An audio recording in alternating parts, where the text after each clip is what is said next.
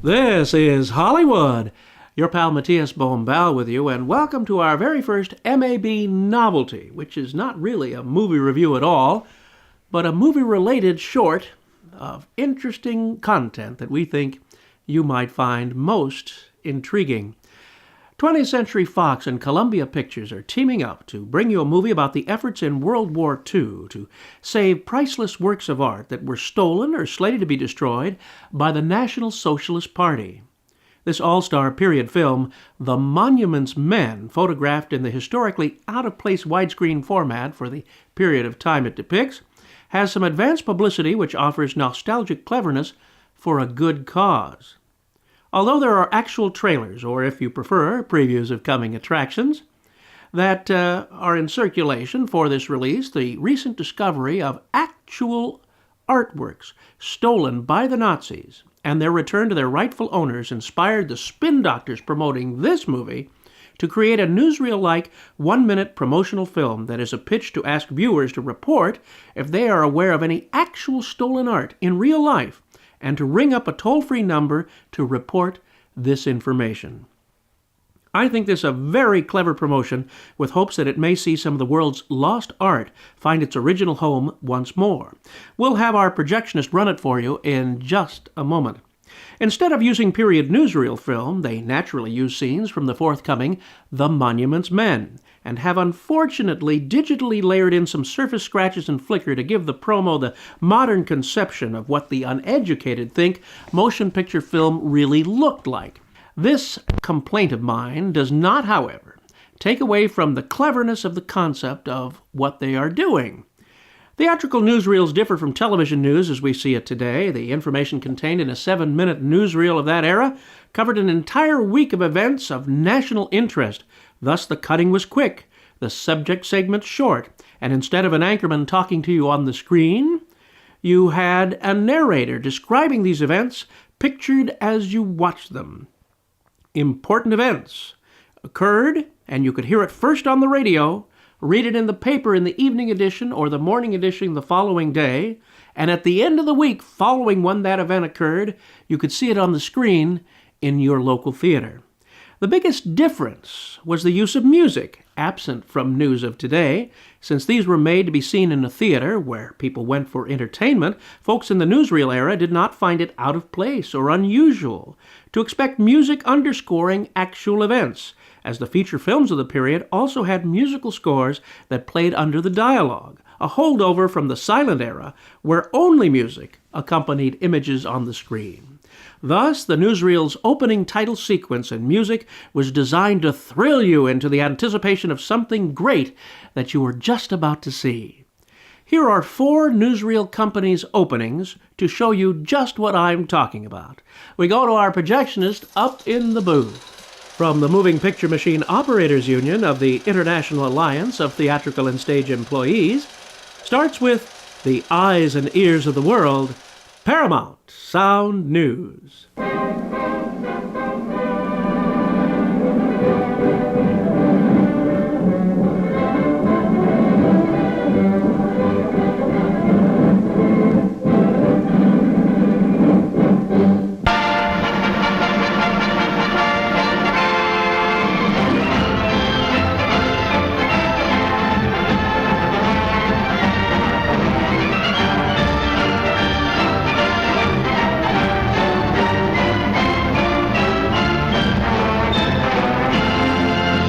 Or, if you attended Lowe's Theaters, the parent company to MGM, you'd see Hearst Metrotone News. Here's the face of the voice of Metrotone, Edwin C. Hill. Go ahead, Edwin. This is Edwin C. Hill speaking, Hearst Metrotone Globetrotter, bringing to you the picture news of the day. And my favorite of all,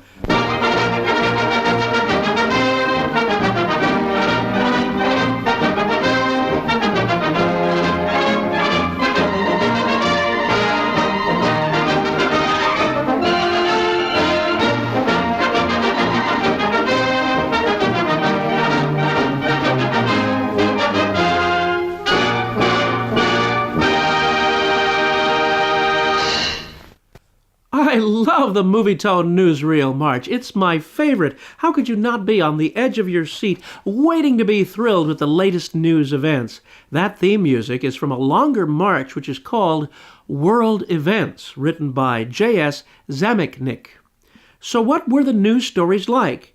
Here are a series of segments from vintage newsreels so you may see and hear what I'm talking about.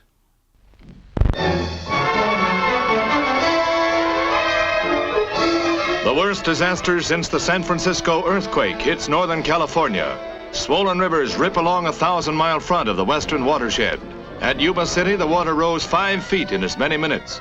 A second flood struck 4 days later. Ceaseless rain and snows from the high Sierras brought the floods with such ferocity that when these pictures were made, 49 were dead and another score missing and presumed dead. Property damage was estimated at $150 million and mounting.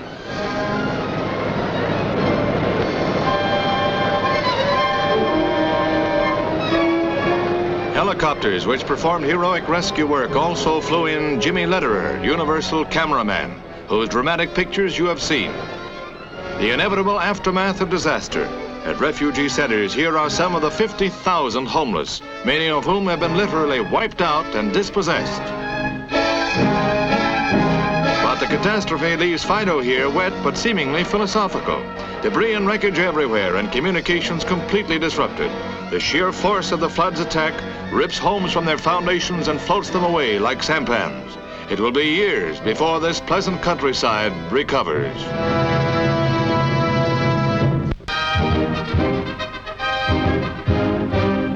In Woodland, California, the copper has gone mechanical.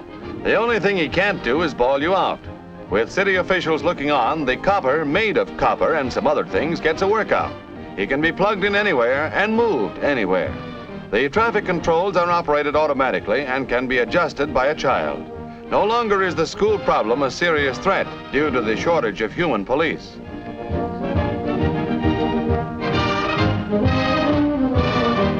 When this robot rookie takes over, everything comes under control rapidly. The 8-foot, 290-pound arm of the law can flash a wide variety of signals to the motorists. The nice part about him, he doesn't care what beat he has, and he can halt traffic just as effectively as though he yelled, "Hey, you!" Under his protection, school kids can cross safely.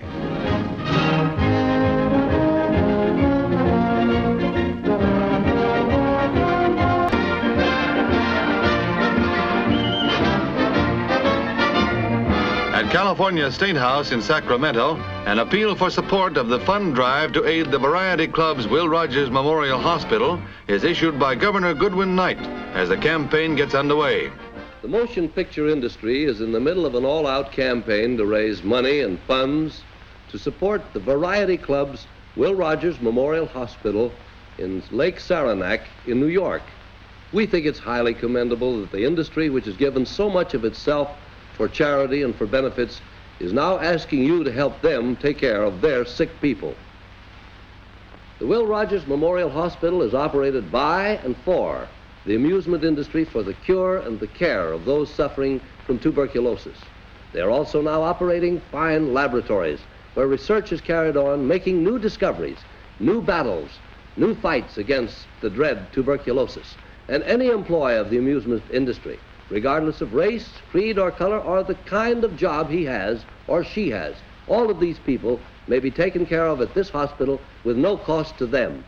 And the campaign for money will go on until January the 15th, 1954. We here in California, where much of the amusement industry has its home, are deeply interested in this campaign. Won't you help us get some funds? Live Livermore is to rodeo as the Wild is to Wild West. The historic California town held its first roundup over 100 years ago, back in the gold rush days. Times were rough then, they're still rough on the riders who get a bum steer.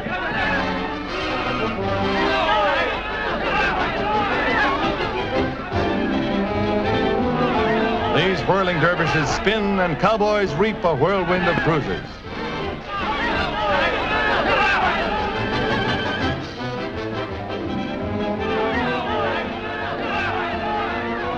This bull's name is Marijuana, but he's no dope. The cowboy will tell you when he comes to.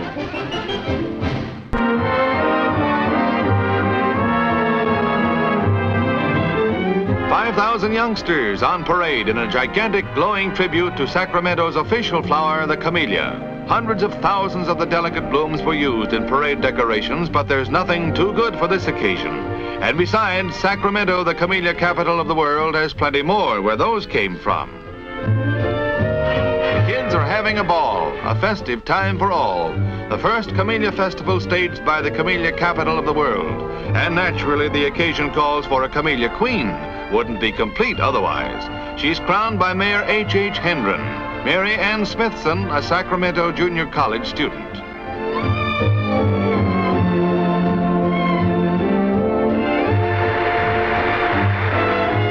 The Camellia City hails the queen of the winter blossoms.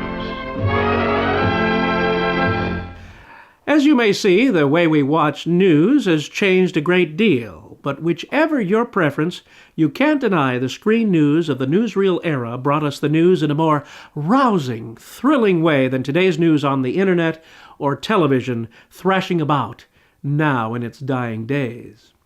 This brings us to the impetus of this rehashing of yesterday's news, the featurette made by Fox and Columbia called Support the Monuments Men Newsreel.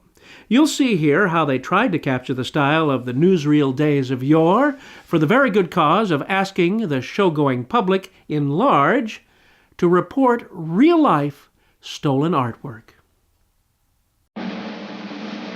As the war rages on, courageous citizens from every corner of the globe join the good fight. Meet the Monuments Men, the Allies' special team assembled to save Europe's great cultural achievements from certain destruction in the last days of the war. These men don't look like typical GIs. Monuments Men are not selected for their might, but rather their minds. These fine citizens traded lives as architects and academics to chase stolen artifacts across the war zones of the Western Front. Leading the Monuments Men is top art conservationist Lieutenant Frank Stokes. For Stokes and his team, the goals are clear. Save art, beat the Nazis. Hitler will stop at nothing to plunder Europe's greatest works of art. Raphael, Da Vinci, Vermeer, Michelangelo. Time is running out. These masterpieces and much, much more will surely vanish. Pledge your support. Support themonumentsmen.com. Call 1-866 World War II Art. That's 1-866-994-4278 if you have any information on stolen artwork. Well, you see, my father insisted the painting we have was a personal gift from the German Chancellor, and I don't want to give it up. Mr. Bombal, you're on. I'll have to call you back. So there you have it, a clever tribute to the newsreels of the past for a very good cause of today. This is your pal, Matías Bombal, bidding you a fond farewell.